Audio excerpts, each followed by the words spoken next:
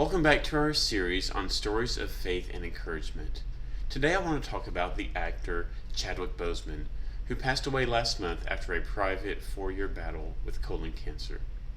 As a young man growing up in South Carolina, he followed Christ in baptism, and he was a regular part of his church's choir and youth group. He was known in his community for helping others and finding ways to serve, and he also wanted to be an actor. Now, this is a profession that is not often associated with being friendly to Christian principles, and yet by all accounts, his faith stuck as he pursued this career and as he found tremendous success. He resisted the temptations to compromise that came with the opportunity to play certain roles that would compromise his faith. He resisted the temptation to conform to peers and business associates who lived very different lives than what conforms to Christian values.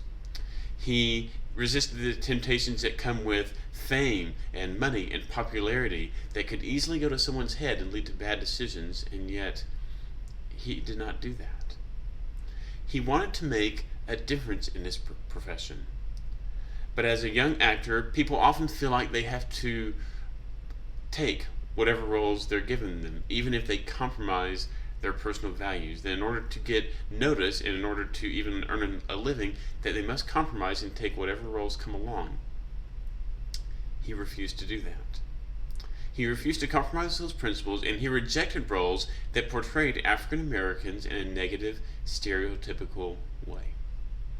Instead of harming his career, however, it opened up the opportunity for him to play roles like Jackie Robinson, the first professional African American baseball player, and later Thurgood Marshall, the first African American on the Supreme Court, and of course the role that he is most known for, Black Panther.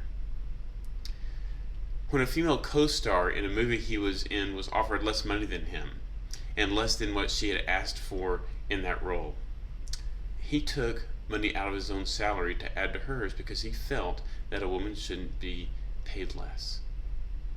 When given the opportunity of promoting himself, he refused to do so. Instead, he promoted others, and you can find a tremendous speech he gave not too long ago about Denzel Washington, who had paid his way to an acting camp that was critical in his career. He visited children with cancer and spoke about them while never revealing or drawing attention to his own diagnosis. He pointed out how God used others in his life, and he spoke openly about his faith and how people could make difficult choices led by their faith, and that God would open the doors for them. In spite of his ailing health and his very serious diagnosis, he again didn't tell anyone. He kept it private. He shared it with those close to him, and he just showed up to work, and he did his job well, and he left a lasting impression not just on the movie screen but also with those with whom he worked. You can easily find comments of many famous actors who are not Christians who were touched by his life. He was an example of how to live as a believer without being showy. He just let his life be his witness and then spoke openly about Christ when the opportunity was right. In 1 Peter 2:12, Peter tells us to live such good lives among the pagans that though they accuse you of wrongdoing, they may see your good deeds and glorify God on the day he visits us. Let that be our testimony. Not that we beat people over the head with our faith, not that we promoted ourselves, not that we were self-righteous, but that we were just men and women of integrity, who did our jobs well, who were kind to others, who sought opportunities to serve and sought opportunities not to bring attention to ourselves, but to build up others.